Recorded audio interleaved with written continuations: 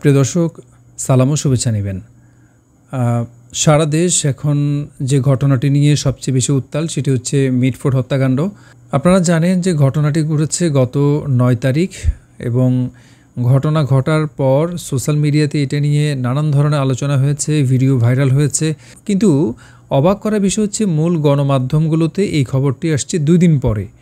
তো এটা নিয়েও নানান ধরনের প্রশ্ন আছে যে কেন মূলধারার গণমাধ্যমগুলো এটা 2 দিন পরে প্রকাশ করলো।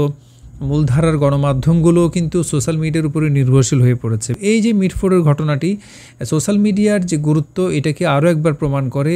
একটি মর্মান্তিক নৃশংস একটি ঘটনা, যেটি বাংলাদেশে এর আগেও এ ধরনের ঘটনা ঘটেছে, যে ঘটনাগুলো দেশ বিদেশে নানানভাবে আলোচিত হয়েছে। তো এই ভিডিওটি আমাদেরকে চোখে আঙুল দিয়ে দেখিয়ে দিয়েছে যে দেশের বর্তমান সার্বিক পরিস্থিতি আসলে কী এবং আইনশৃঙ্খলা পরিস্থিতি কী, আইনশৃঙ্খলা বাহিনীগুলোর অবস্থান কী, সরকারের অবস্থান কী, রাজনৈতিক দলগুলোর অবস্থান কী, সব কিছু কিন্তু একদম আয়নার মতো পরিষ্কার হয়ে গেছে।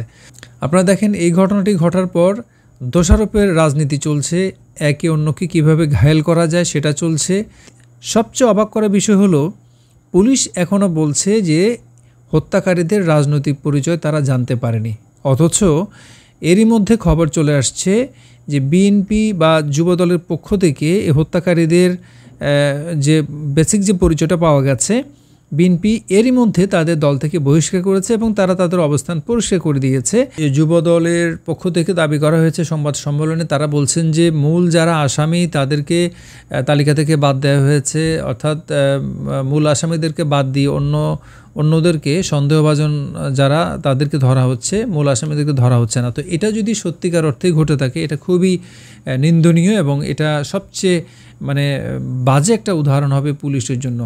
এই হত্যাকাণ্ড নিয়ে এরই মধ্যে কিন্তু তারেক রহমান, বিএনপির ভারপ্রাপ্ত চেয়ারম্যান, তিনিও বলেছেন যে হত্যাকাণ্ডের সঙ্গে যারা জড়িত তাদেরকে যেন দ্রুত গ্রেপ্তার করা হয়।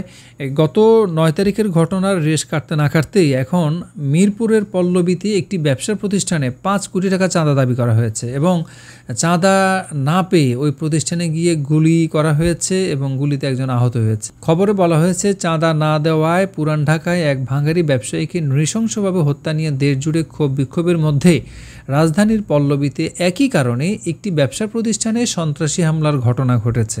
কখন এটি? শুক্রবার বিকেল 5টার দিকে পল্লবীর একে বিল্ডার্স নামে একটি আবাসন প্রতিষ্ঠানে ঢুকে এই হামলা করা হয়।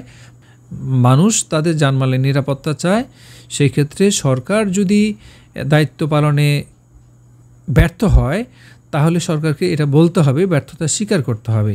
এবং আইনশৃঙ্খলা পরিস্থিতি দিন দিন যদি এভাবে অবনতির দিকে যেতে থাকে তাহলে জনমনে প্রশ্ন যে এই যে একটা ইলেকশন বা একটা জাতীয় নির্বাচনের কথা বলা হচ্ছে আগামী ফেব্রুয়ারিতে, গুনে গুনে কিন্তু আর মাত্র 5-6 মাসও হাতে নেই, তাহলে যদি নির্বাচনের তফসিল ঘোষণা করা হয় সেই ক্ষেত্রে এই সন্ত্রাসী কর্মকাণ্ডগুলো ব্যাপক হারে এটি বাড়তে থাকবে। এবং যদি তাই হয় তাহলে আদৌ কি এই পরিস্থিতির মধ্যে যে ভোটারদের যে উচ্ছ্বাস, দীর্ঘদিন পর তারা ভোট দিতে যাবে বলে সরকার বা দেশের সাধারণ মানুষ মনে করছে, রাজনৈতিক দলগুলো মনে করছে, সেই পরিস্থিতি আদৌ কি তৈরি হবে?